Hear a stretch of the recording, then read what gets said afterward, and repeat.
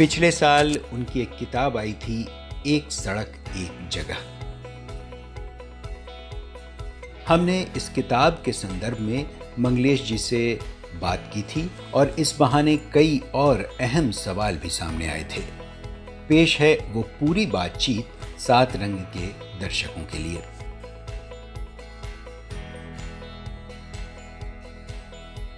हमारे साथ हैं जाने माने कवि और रचनाकार मंगलेश डबराल जी। मंगलेश जी की हाल ही में एक किताब आई है, एक सड़क एक जगह।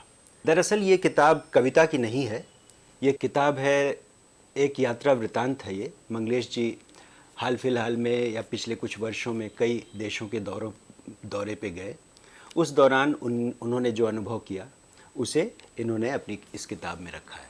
मंगलेश जी से ही जानते हैं इस किताब के बारे में। ये जो आपकी नई किताब आई है, आप थोड़ा सा मुझे ये बताएं कि भाई इस किताब में आपने ऐसा क्या महसूस किया जो इतने देश में आप गए। हिंदुस्तान के संदर्भ में भी अगर आप देखें तो इन देशों को आपने कैसे अलग पाया? असल में ये यात्राएं शुद्ध संयोग से हुई।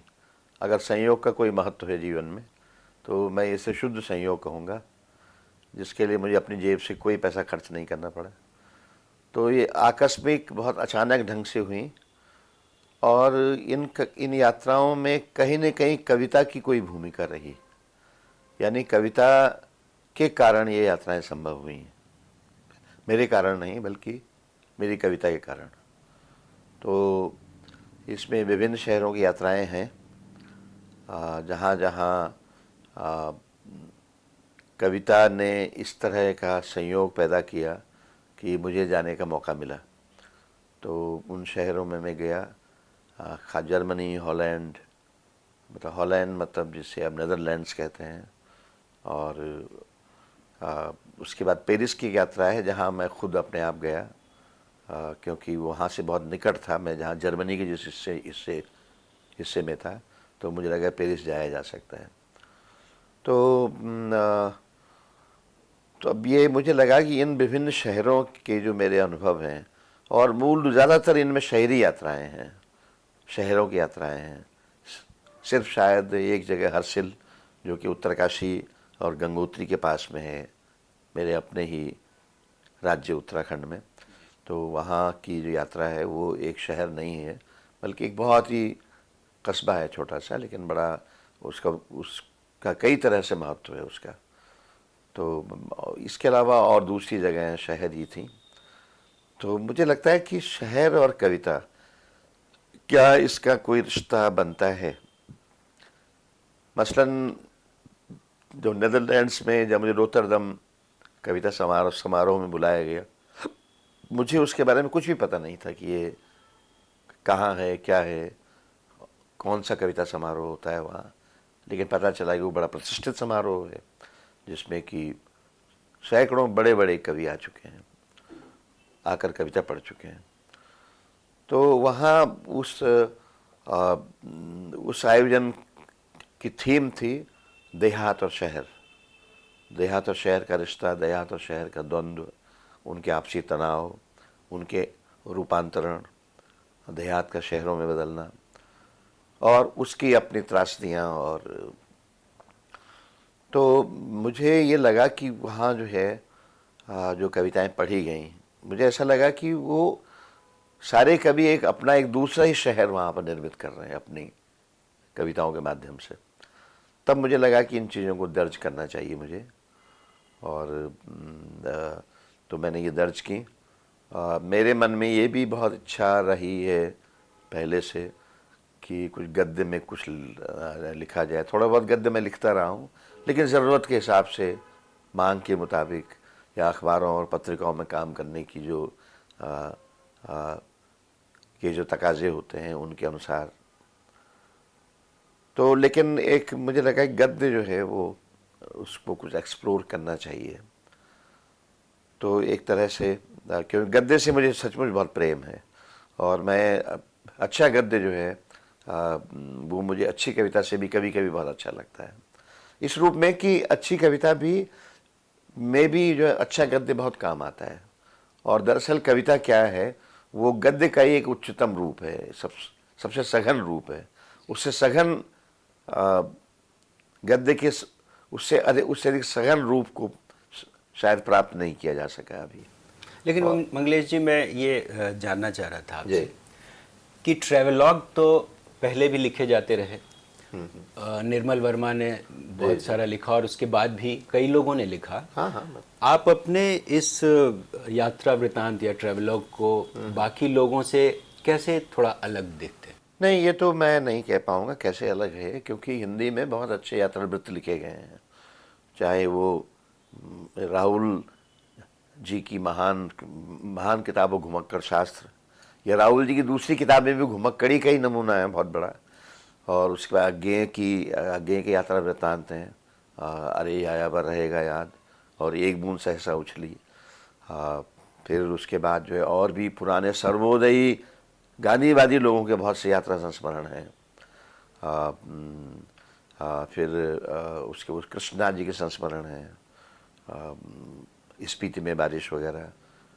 कृष्णा सोपती की यात्रा का संस्मरण है, गगन गिल की किताब है। इस तरह की बहुत सी, और निर्मल वर्मा की चीड़ों पर चांदनी, और दूसरी जो उनकी पुस्तकें यात्रा की, वो तो अद्भुत है, मतलब यानी बहुत सुंदर है यात्रा वृत्त। तो ये मैं इसको बिल्कुल नहीं कह सकता कि अलग, ये तो शायद पाठक ही बता सकते हैं। लेकिन ये बिल्कुल एकदम ठीक ठीक अर्थों में यात्रा वृत्त भी नहीं है। तो ये यात्रा वृत्तांत हैं, लेकिन इनमें वो नहीं है कि मैं आज वहाँ गया, मैंने आज ये किया।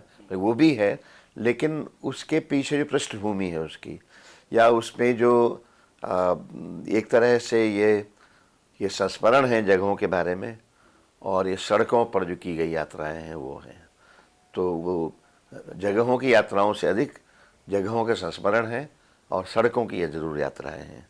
इसीलिए मुझे लगा कि मुझे एक सड़क एक जगह इसका नाम रखना चाहिए। क्योंकि सड़कें जो हैं, देखिए बात यह है कि मतलब सड़कें शहर से जुड़ी हुई होती हैं। सड़कों को सुनकर या सड़कों का नाम लेकर के शहर, गांव याद नहीं आते, शहर ही याद आते हैं, क्योंकि गांव में गलियां होती हैं। और ये कहा जाता है कि गांव की जो गलियां हैं वो गांव में पड़ी रहती हैं, गांव में ही घूमती रहती हैं, चक्कर काटती रहती हैं। लेकिन जो शहरों की सड़कें हैं वो हमेशा शहरों से बाहर की ओर जाती हैं, है ना। तो बाहर की ओर, दूसरे शहरों की ओर, दूसरे जगहों की ओर, जो जब सभ्यता के काफिले गुजरे तो वो कोई गलियों से होकर के नहीं गुजरे, बल्कि वो सड़कों से ही गुजरे। एक रचनाकार के तौर पे, जैसे मैं एक सवाल आपसे ये पूछना चाह रहा था कि एक रचनाकार के तौर पे आपने हिंदुस्तान को भी बहुत करीब से देखा, महसूस किया, लंबे समय से यहाँ जो स्थितियाँ रही हैं उसको महसूस किया, और इतने देश आप घूम करके आए, और वहाँ की भी राजनीतिक सामाजिक स्थितियों को आपने थोड़ा बहुत देखा। दोनों में जो कुछ थोड़ा बहुत फ़र्क आपको लगा वो आप कृपया साझा करें हमसे। देखिए, अलग अलग जगहों पर अलग अलग राजनीतिक सामाजिक स्थिति है, लेकिन यूरोप की इस मानी में तो हमें मतलब दाद देनी पड़ेगी कि उन्होंने ऊपर जो अपनी सभ्यता को चलाने की जो शर्तें रखी हैं, जो नियम बनाए हैं, जो व्यवस्थाएं की हैं, वो बहुत कारगर हैं।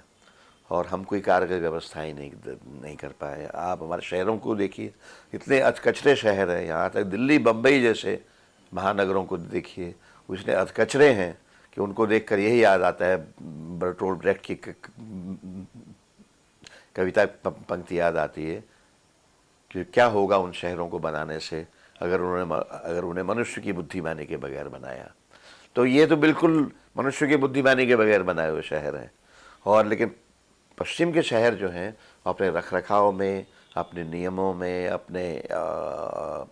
अपनी पूरी व्यवस्थाओं में, जो संचालन की व्यवस्थाएं होती हैं उनमें उनका कोई सानी नहीं है। उस समाज में कुछ अंदरूनी समस्याएं हो सकती हैं, लेकिन वो समस्याएं हमारे यहाँ भी हैं, है ना। एक बात। दूसरी बात ये कि